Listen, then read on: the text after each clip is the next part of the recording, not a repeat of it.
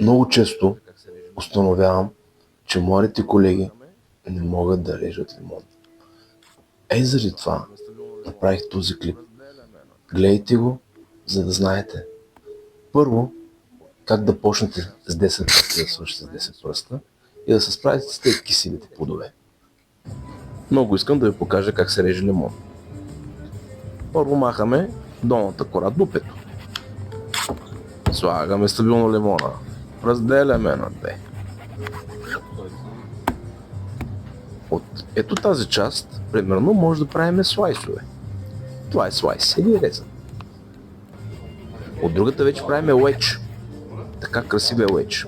Той става още по-красив, ако махнем ето тази част тук. Показвам това горе, защото тази точно част трябва да стои на върха на чашата. Тя да сочи нагоре. Може да срежем кората или меката част на лимона. Ето тук показвам как най-лесно може да се ориентирате, как да поставите резана.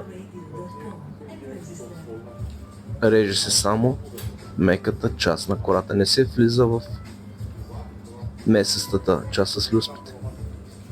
Хоп, ето.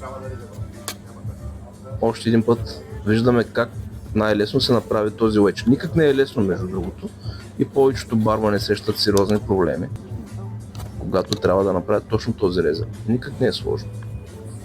А това е един от най-популярните начини за закрепяне на лимон на ръба на чашата. Не се отчаивайте и продължавайте да го опитвате.